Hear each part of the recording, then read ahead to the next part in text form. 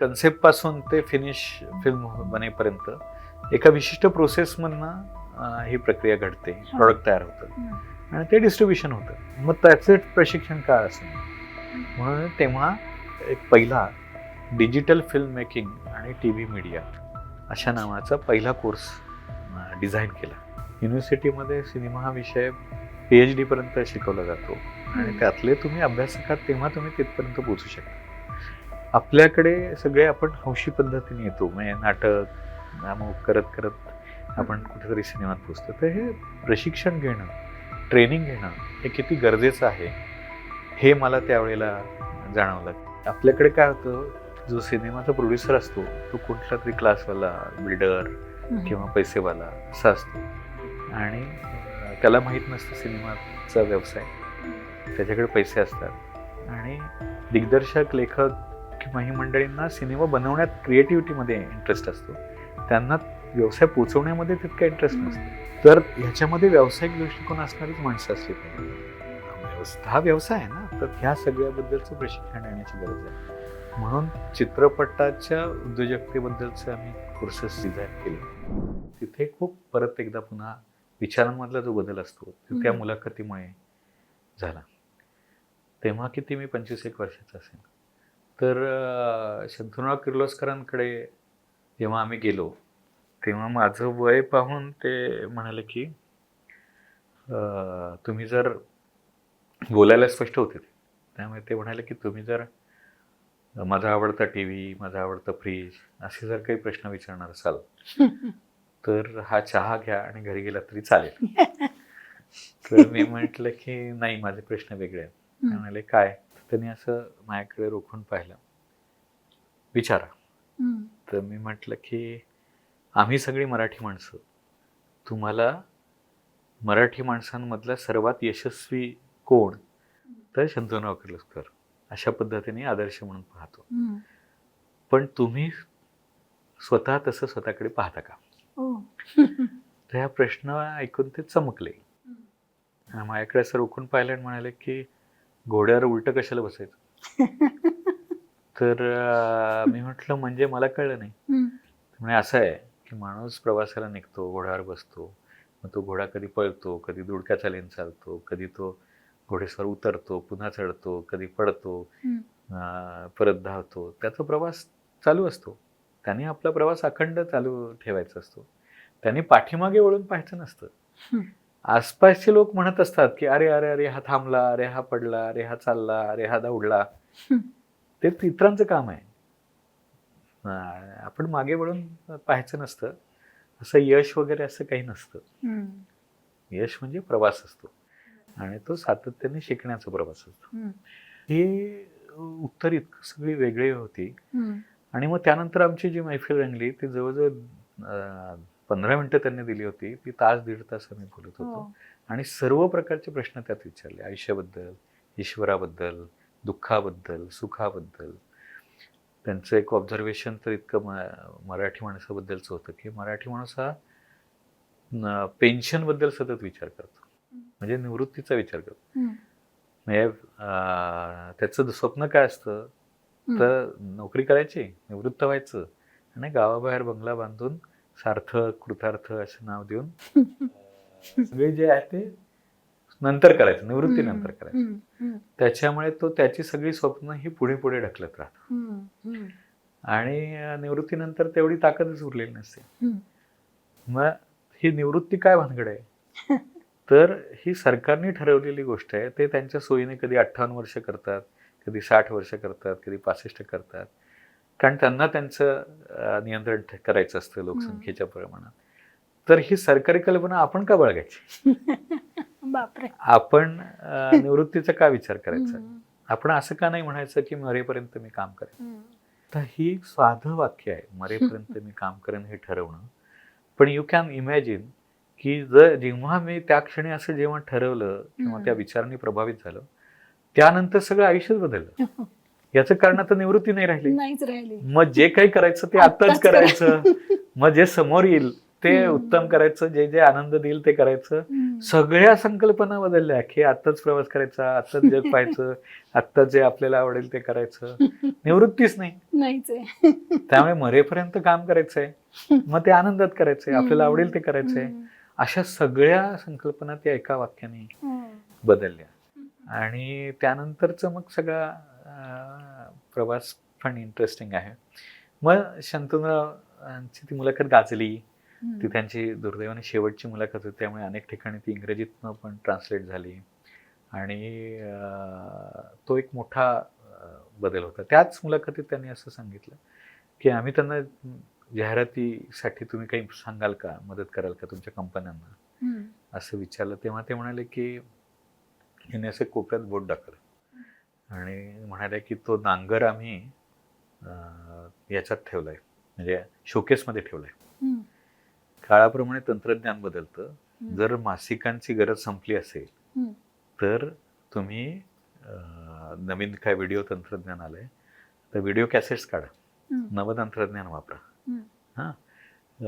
पण असं स्वतःच्या बळावरती पैसे मिळवा. त्यांना गरज असेल मग आमच्या कंपन्या तर ते स्वतःहून तुम्हाला जाहिराती देतील. शब्द टाकायची काय गरज आहे. हे पण खूप बदलवणारं होतं की नवतंत्रज्ञान जसं येतं तसं आपल्याला बदलायला लागतं आणि त्याला अडॉप्ट व्हावं लागतं. ह्याच्यामुळे ती जी मुलाखत आहे ती मला खूप प्रेरणादायी ठरली असं मला वाटलं. आणि मग पुढे असं झालं की स्वाभाविकपणे त्याचा इम्पॅक्ट असा होता की 1993 साली भूकंप झाला किल्लारी का. त्यावेळेला बहुतेक सगळे धावले, तसा सगळेच मदतीला धावले. तिथे मी वंचित विकास म्हणून संस्था होती, त्या संस्थेचा ट्रस्टी होतो आणि त्याच्यामार्फत आम्ही गेलो तिथे. तर तिथे लक्षात आलं की कल्पना, तिथे परदेशातला मीडिया आला होता आणि ते सगळे कॅमेरे वगैरे घेऊन आले होते. आपल्याकडे मात्र जो मीडिया होता तो प्रिंट मीडिया होता. त्याच्यामुळे जो त्यांनी इमॅजिन करून जे दिलेले आकडे होते 10,000 मेले अमुक वगैरे, हे खूप मोठे, लाखो लोक गेली, असं झालं तसं झालं, ते खूप मोठे होते इमॅजिन. पण ऑडिओ व्हिज्युअल मधनं जो इम्पॅक्ट, ते प्रत्यक्ष काय पाहिजे हे जास्त समजून शकत होतं. त्या मीडियाचं मला तिथे पाहून फॅसिनेशन झालं आणि मग त्यातनं एक कल्पना निघाली. माझा मित्र होता नंदू क्षीरसागर म्हणून, त्याचा VHS कॅमेरा होता. तर त्या कॅमेऱ्याने आम्ही तिथे पहिल्यांदा तिथल्या सगळ्या परिसरामध्ये कशा प्रकारे नेमकं काय घडलंय, कशी घरं पडलेली आहेत आणि तिथल्या लोकांच्या गरजा काय आहेत, काय हवंय त्यांना, अशा प्रकारच्या मुलाखती घेऊन एक दिलासा नावाची छोटी फिल्म बनवली. ही पहिली ऑडिओ व्हिज्युअल फिल्म, ज्याच्यामुळे मला तो हे मिळाला की आता ती फिल्म गाजली, सगळीकडे फिरली आणि कॉन्फिडन्स आला की अरे आपण या क्षेत्रात करू शकतो. ती फिल्म पोचली एकाकडनं दुसरीकडे, त्या कॅसेट जात होत्या. ती अशी कुठेतरी कुणीतरी अमेरिकेला पाठवली आणि तिथल्या महाराष्ट्र फाउंडेशनने ती दाखवून फंड्स गोळा केले. आता ह्या फंड्स मधनं जे तिथल्या सगळ्या वेगवेगळ्या संस्थांना दिले, त्याच्यात वंचित विकासला विचारलं की तुम्हाला काय गरज वाटते. तर मी असं सांगितलं की आम्ही जेव्हा फिल्म करत होतो तर त्याच दिवशी जेव्हा शूटिंग करत होतो 13 नोव्हेंबर 1993 तेव्हा प्रत्यक्ष तिथे त्या रेबे चिंचोली गावात प्रत्यक्ष भूकंपाचा अनुभव घेतला. त्या दिवशी 4.6 रिश्टर स्केलचा भूकंप झाला.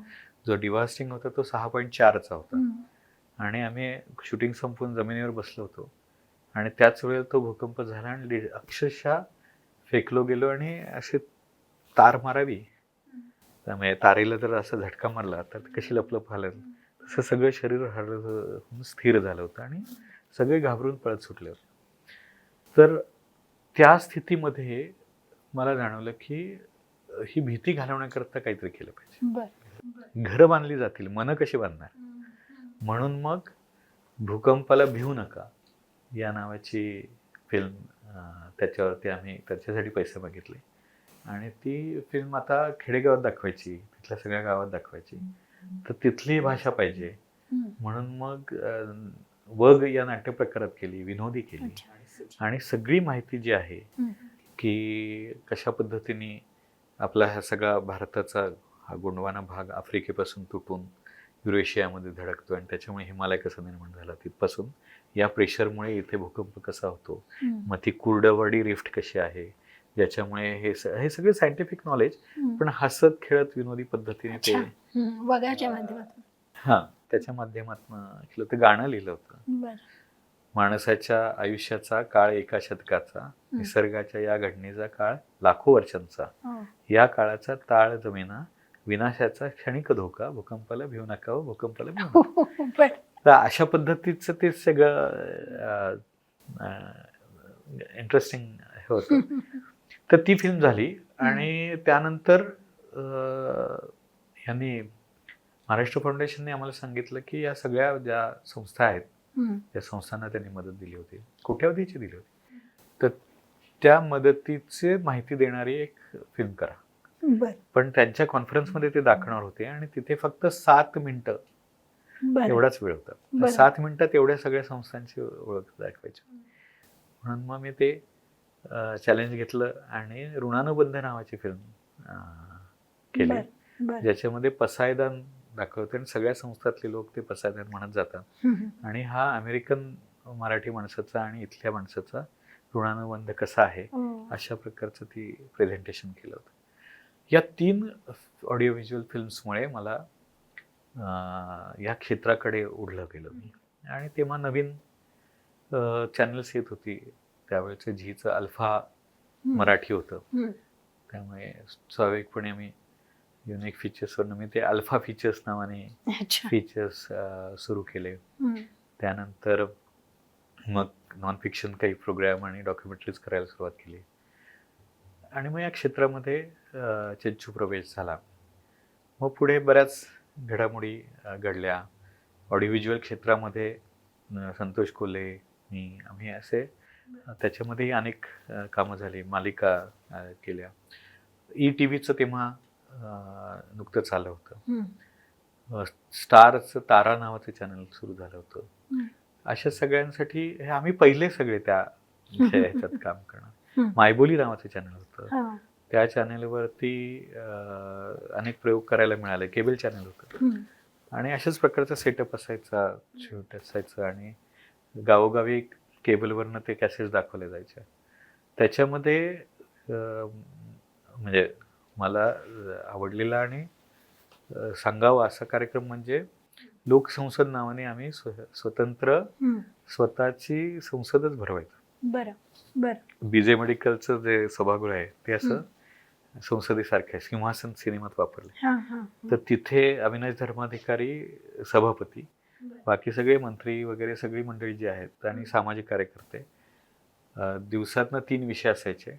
त्या 3 विषयांवरती सगळ्या मंडळींना बोलवलेलं असायचं आणि त्याच्यावरती चर्चा चर्वण व्हायची आणि ते कार्यक्रम इतका गाजला की तो खूप मोठ्या प्रमाणावर पाहायला गेला. तर असे अनेक कार्यक्रम सुरू झाले. त्याच्यातनंच पुढे ETVसाठी जेव्हा मराठीमध्ये ते लॉन्च झालं तेव्हा 2000 ते 1999 ते जवळजवळ 2004-05 पर्यंत ETVसाठी रोज मी एक कार्यक्रम करत होतो. रोज एक एपिसोड द्यायचा. त्याच्यामध्ये सखी नावाचं एक हे चालू होतं, त्याच्यात तो एपिसोड रोज शूट करायचा, एडिट करायचा आणि पाठवायचा असा उद्योग चालायचा. त्यात मी सगळे प्रकार आहे. साहित्याची आवड असल्यामुळे अक्षरधारा नावाचा कार्यक्रम होता, शतायुषी नावाचा मेडिकलच्या याच्यावर कार्यक्रम होता, वकिलाच्या याच्यावर कार्यक्रम होता. त्यानंतर स्वयंसिद्धा म्हणून एक महत्त्वाचा कार्यक्रम होता, ज्यात महिला उद्योजकांसाठी आम्ही कार्यक्रम तो घ्यायचो. तर त्याच्यामधल्या तो कार्यक्रम करत असताना Swayamsiddha Maharashtra centre for entrepreneurship development म्हणून ॲग्रिकल्चर कॉलेजमध्ये एक महाराष्ट्र शासनाचं युनिट आहे, ज्याच्यामध्ये एंटरप्रेन्योरशिप शिकवली जाते. तर तिथे त्यांची मदत घेऊन मी ते कोणते कोणते उद्योग आहेत, त्यात कोणत्या महिला काम करतात आणि कोणते विषय घ्यावेत असे ते त्यांची मदत घेऊन ते शूट करत होतो.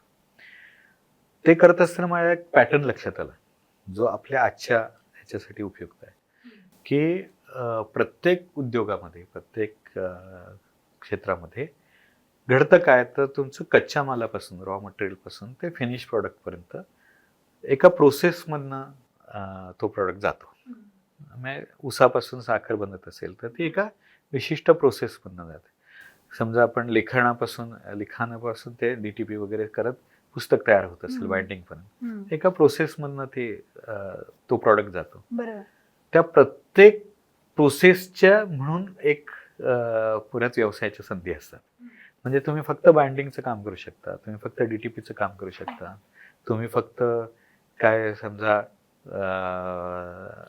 लेखनाचं काम असेल तर ते करू शकता, संपादनाचं काम करू शकता. तर मग हे जे आहे तसंच आपल्या क्षेत्रात पण आहे मीडियामध्ये, असं माझ्या लक्षात आलं फिल्म मेकिंगमध्ये, की कन्सेप्ट पासून ते फिनिश फिल्म बनेपर्यंत एका विशिष्ट प्रोसेसमधनं ही प्रक्रिया घडते, प्रॉडक्ट तयार होतं आणि ते डिस्ट्रीब्युशन होतं. मग त्याचे प्रशिक्षण का असू नये, म्हणून तेव्हा तो एक पहिला डिजिटल फिल्म मेकिंग आणि TV मीडिया अशा नावाचा पहिला कोर्स डिझाईन केला आणि ज्याच्यात तिथल्या उद्योजकीय संकल्पना वापरल्या होत्या. तोपर्यंत फारसं काही मीडियाचे कोर्सेस नव्हते. युनिव्हर्सिटीत एक होता FTIचे फिल्म मेकिंगचं, तर हायर लेवलवरचं होतं, पण असा उद्योजकीय दृष्टिकोन असणारा कोर्सच नव्हता. आणि तो मी तिथल्या सगळ्या ज्या संकल्पना आहेत MCD मधनं शिकलेल्या, त्याच्यामधली लॅबोरेटरी लर्निंग कन्सेप्ट मला खूप आवडली आणि ज्याच्यामधनं मी तो कोर्स तसा डिझाईन केला, जो 120 तासांचा होता आणि ज्याच्यात सगळी इंट्रोडक्शन होती की कन्सेप्ट कशी डेव्हलप करतात, स्क्रिप्ट कसं लिहितात, मग कॅमेरा म्हणजे काय, मग ते कॅमेऱ्याचे ऑपरेशन्स काय आहेत, मग शूटिंग कसं करतात, मग एडिटिंग म्हणजे काय असतं, मग सीन्स कसे डेव्हलप करायचे, ते सीन्स शूट कसे करायचे, आणि मग प्रॅक्टिकली त्या मुलांना हे जे सगळं तुम्ही शिकलेलं आहात त्या शिकण्यातून एक फिल्म बनवायची. अतिशय लिमिटेड रिसोर्सेस दिली जाते, त्या लिमिटेड रिसोर्सेसमध्ये पूर्ण गोष्ट तर आली पाहिजे, पूर्ण फिल्म तर बनली पाहिजे, पण एक्स्ट्रा काही दिलं जाणार नाही. हे चॅलेंज असायचं. आणि त्यामुळे 4 तासच शूटिंगसाठी कॅमेरा मिळेल, 4च तास एडिटिंगसाठी मिळेल, सगळे स्टेक लावले जायचे आणि त्यात मुलं इतकी भन्नाट फिल्म्स बनवायचे, तीच त्यांची परीक्षा. पण त्याच्यात सगळी लर्निंग प्रोसेस व्हायची. ही होती लॅबोरेटरी लर्निंग प्रोसेस, की ज्याच्यातनं त्यांना सगळा व्यवसाय कळायचा. त्यानंतर मग डिस्ट्रीब्युशन आहे, त्यातले व्यावसायिक भाग आहेत, कर्ज वगैरे सगळ्या योजना ज्या आहेत त्याबद्दलची माहिती आहे. मग त्यातनं प्रोसेसमध्ये काय घडायचं, की आपल्यामध्ये कुठलं कौशल्य आहे. मला कॅमेरा आवडत असेल तर मी कॅमेरामन होईन, मला एडिटिंग आवडत असेल तर मी एडिटर होईन, हे लेखक व्हायचं असेल तर मी लेखक होईन, किंवा मी प्रोड्युसर होईन, किंवा हे सगळं समजून घेऊन मी माझी स्वतःची फर्म काढेन, अशा सापडायचा. आणि मग त्यातनं अनेकांनी पुढे आपले व्यवसाय उद्योग सुरू केले. मग पुढे कर्ज कसं काढायचं, मग ते फेडायचं कसं, किंवा काय शासनाची योजना काय, हे सगळं त्यांना त्यातनं मिळायचं. हा कोर्स खूप गाजला. म्हणजे पहिल्याच कोर्सला जवळजवळ 120 विद्यार्थ्यांनी ऍडमिशन घेतली MCD. आम्ही 25 विद्यार्थ्यांचे तरतूद केली होती, त्यामुळे वेगवेगळे बॅचेस कराव्या लागल्या. आणि त्याच्यातनं पुढे अशी डेव्हलपमेंट झाली. मग एक मित्र होता, तो म्हणाला की अरे इतका छान रिस्पॉन्स मिळतोय तर आपण वेगळी इन्स्टिट्यूटच काढू. आणि मग लॉ कॉलेज रोडला आम्ही फिल्म अँड टेलिव्हिजन FTIच्या समोरच एक बंगला भाड्याने घेतला आणि तिथे ह्या ट्रेनिंगची इन्स्टिट्यूट काढली आणि तो व्यवसाय म्हणून सुरू झाला. आता कसे बदल घडतात आणि अपॉर्च्युनिटीज मिळतात. ते सुरू झाल्यानंतर झालं काय, स्वाभाविकपणे FTI मध्ये ज्यांना प्रवेश मिळायचा नाही आणि मर्यादित जागा होत्या ना, ते बरेचसे जण इकडे प्रवेश घ्यायचे आणि खूपसे FTI मधली मंडळी पण इथे शिकवायला यायचे, जे गेस्ट लेक्चर्स होते किंवा तिथे यायचे. मग त्यांना इथे पण बोलवलं जायचं आणि ते शिकवायचे. त्याच्यामुळे ती खूप गाजली. आता त्याचा परिणाम असा झाला की आम्ही TV सोडून चित्रपटाबद्दलचं बोलायला लागलो. दरम्यानच्या काळात टीव्हीचं चालूच होतं, म्हणजे टीव्हीवरती मालिका चालल्या होत्या. मी भूमिका नावाची मालिका आम्ही प्रोड्यूस केली होती, त्याच्यात मी लिहायला लागलो. त्यानंतर निर्माता म्हणून मी लिहायला लागलो, गरज म्हणून. कारण एक लेखक किती लिहिणार असं झालं. दैनंदिन मालिका होती. तर मी स्वतः उतरलो आणि मी लिहायला लागलो आणि त्यातनं लेखन शिकलो. त्यानंतर स्वतः मी एक अपूर्ण मी तुझ्या विना नावाची स्वतंत्र मालिका एकट्याने लिहिली. बरं. आणि पुढे भूमिपुत्र नावाचा आम्ही एक प्रयोग केला, ज्याच्यात फिक्शन आणि नॉन फिक्शन एकत्र करून विनोदी मालिका जवळजवळ 200-250 एपिसोड झाले, ज्याच्यात महाराष्ट्रातले सर्व शेतीशी संबंधित असणारे जे प्रयोग आहेत ते प्रयोग नॉन फिक्शन म्हणून रेकॉर्ड केले होते. उद्देश असा होता की शेतकऱ्यांना दिलासा देणारं पॉझिटिव्ह चालणाऱ्या गोष्टी कळल्या पाहिजेत की तर ते होतं, पण त्याच्यात एंटरटेनमेंट फॅक्टर पाहिजे म्हणून फिक्शनल भाग जो होता तो संपूर्ण विनोदी होता. कॅरेक्टर्स होती आणि त्यामुळे ती कॅरेक्टर्स बोलतात आणि ते बोलता बोलता जे सांगतात माहिती ती प्रत्यक्ष दिसते. पण अशा प्रकारची ती रचना होती आणि 1 तासाचा एपिसोड असायचा आणि तो मी एकटा लिहायचो. आणि म्हणजे सेटवरती लिहिलं जायचं आणि शूट व्हायचं, इतक्या तो प्रचंड, पण मजा होती ती. तो सगळाच कस लागला म्हणतात तशा पद्धतीचा तेव्हा तो सगळा अनुभव होता. तर ह्या सगळ्या ह्याच्यामध्ये खूप म्हणजे प्रत्यक्ष अनुभव, हे सगळ्या गोष्टी तसा नवी टेक्नॉलॉजी होती, नव्या होत्या, आधीचं काही माहीत नव्हतं. पण एक हा भाग झाला की नवीन गोष्टी करत राहायच्या आणि टेक्नॉलॉजी जशी बदलते तशा तुमच्या बिझनेस अपॉर्च्युनिटीज पण बदलतात आणि नव्याने निर्माण होतात, हे लक्षात आलं. कारण आता मग त्याच्यातनं एक दिशा मिळायला लागली की नव्या कुठल्या गोष्टी येत आहेत त्याचा अंदाज घ्यायचा, त्याचा कानोसा घ्यायचा आणि त्याप्रमाणे पुढे जायचं. बस्तान ठेवायचं आणि त्याच्यातच काहीतरी करत राहायचं यापेक्षा नाही, म्हटलं तर क्षेत्र एक आहे. म्हणजे जर तुम्ही प्रवास पाहिला तर माध्यम हे याच्यामधलं सूत्र आहे आणि जे मी शिकलो त्याच क्षेत्रामध्ये करत राहिलो, फक्त नव्या गोष्टी करत राहिलो, म्हणजे त्यातल्या टेक्नॉलॉजीच्या बदलाप्रमाणे बदलत गेलो असं म्हणता येऊ शकेल. त्यामुळे क्षेत्र एकच आहे. किंवा त्यातली जी मूळ कल्पना होती, concept communication and community development, ती पण हल्ली नाही. तेही तशाच पद्धतीने ज्या हा भूमिपुत्र असेल काय किंवा आम्ही त्यानंतर चित्रपटाच्या क्षेत्रात गेलो, हे इन्स्टिट्यूट झाल्यानंतर.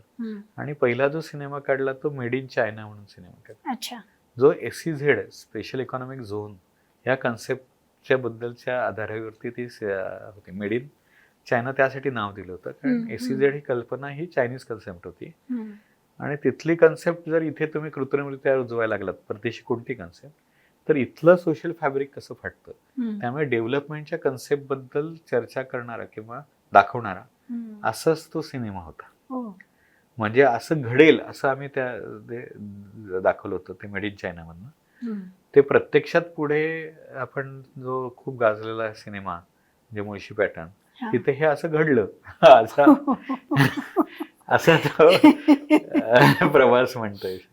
पण तेव्हा त्या काळात आम्ही लिहिलं होतं. म्हणजे तो असा होता की एकीकडे आंदोलनं चालू होती त्या SEZ बद्दल आणि दुसरीकडे तो सिनेमा रिलीज झाला होता. म्हणजे सायमल्टेनियस असणारा चित्रपट म्हणता येऊ शकेल. त्याचं कौतुक झालं, त्याला बक्षिसं मिळाली, स्क्रीन अवॉर्ड मिळाला तेव्हाचं प्रेस्टिजियस.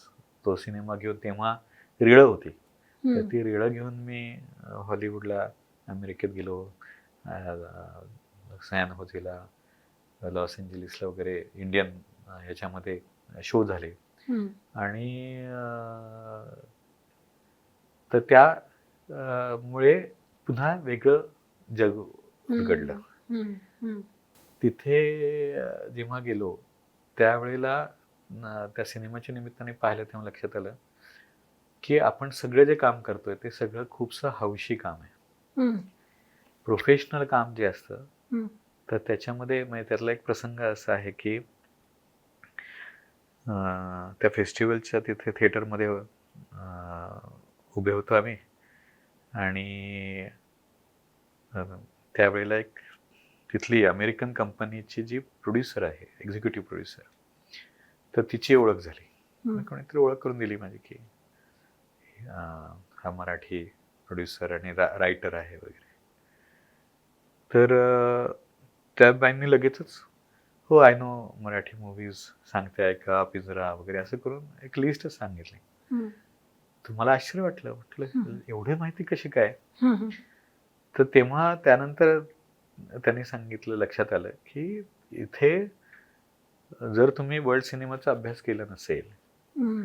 तर तुम्हाला त्या पोझिशनवर जाताच येत नाही. हम्म. तिथे युनिव्हर्सिटीमध्ये सिनेमा हा विषय PhD पर्यंत शिकवला जातो आणि हम्म. त्यातले तुम्ही अभ्यासक आहात तेव्हा तुम्ही तिथपर्यंत पोहोचू शकता.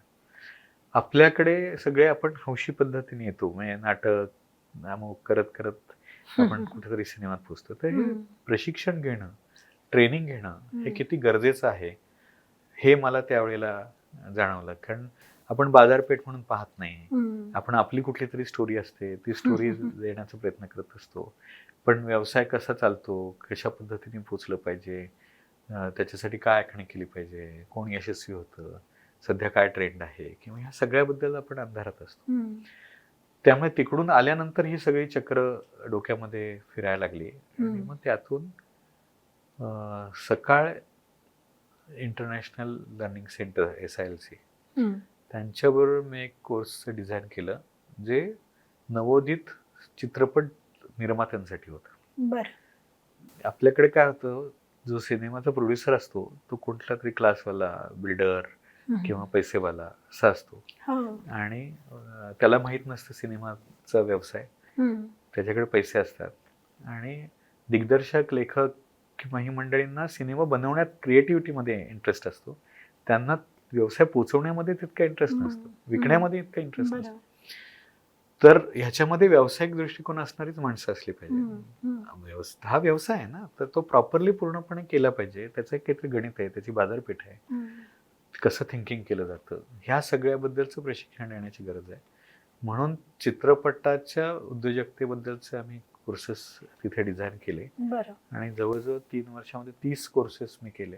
हो. त्यालाही खूप प्रतिसाद मिळत होता आणि 600 विद्यार्थी तरी त्यातनं तयार तयार झाले. झाले. हम्म. काही जणांनी सिनेमे काढले, काही जणांनी हे केलं की बरं झालं समजलं आम्हाला, आमचे पैसे वाचले, नाहीतर आम्ही सिनेमात घालवले असते. हम्म. आणि मोठमोठे लोक त्यावेळेला डिस्ट्रीब्युटर्स किंवा लेखक, दिग्दर्शक, अभिनेते हे सगळे तिथे यायचे, शिकवायचे. हम्म. असा तो सगळा उपद्व्याप त्यावेळेला मोठ्या प्रमाणावरती झाला. आता हे करत असतानाच मग नवीन माध्यमं येत होती. हम्म. म्हणजे मला US मध्ये आठवतं की मी पहिल्यांदा फेसबुक अकाउंट काढलं ते अमेरिकेत असताना काढलं. बरं. 9-10च्या सुमारास असेल, म्हणजे मंदी संपली होती आणि हे हम्म. 9चाच भाग. आणि तिथून हे सगळं इंटरनेटचं जग उलगडतंय हे लक्षात येत होतं.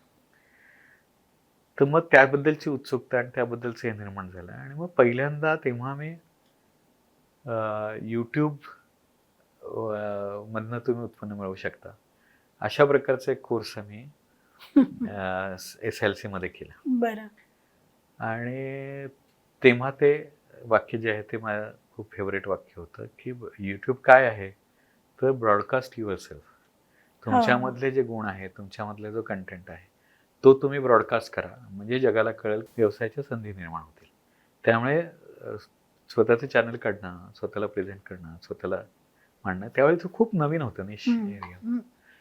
तर ते तिथे ते कोर्सेस आम्ही घ्यायला सुरुवात केली. पण नेहमी असं होतं की पहिलं जे करतो तोपर्यंत लोकांना माहितीच नसतं, बाजारपेठ तयार झालेली नसते. तेव्हा थोडी घाई झाली. अशाच प्रकारचा एक स्टुडिओ मी बंगला घेऊन तिथे सुरू केला होता. पण लोकांनाच माहिती नव्हतं, यूट्यूबचा एवढा प्रसार प्रचार नव्हता, त्याच्यामुळे लॉस होऊन तो बंद करावा लागला. पण त्यातून पण ते रुजलं. म्हणजे काही गोष्टी त्यानंतर पुढे 7-8 वर्षानंतर त्या खूप मोठ्या प्रमाणावर ते सुरू झाल्या. 9-10च्या काळ आणि 16-17 नंतर याला खऱ्या अर्थाने मागणी सुरू झाली. पण तेव्हा तो प्रयोग केला होता. SILC मध्ये माध्यम क्षेत्रातले अनेक आम्ही कोर्सेस डिझाईन केले आणि त्यातलं सूत्रसंचालनाचा कोर्स चांगला गाजला होता. रायटिंगचे काही कोर्सेस चांगले झाले होते. तर एक वातावरण, इकोसिस्टीम त्याच्यामधनं डेव्हलप होत होती आणि मग नव्या टेक्नॉलॉजी जशा येत आहेत तशा पद्धतीने एक तो भाग झाला की त्यातलं आपल्याला शोधलं पाहिजे, सांगितलं पाहिजे, मांडलं पाहिजे, लोकांपर्यंत पोचवलं पाहिजे. मधल्या काळात मग मी 4 सिनेमे लिहिले. लेखन हा जास्त हे झाला. बर. सांज पर्व, प्रेमसूत्र असे म्हणून.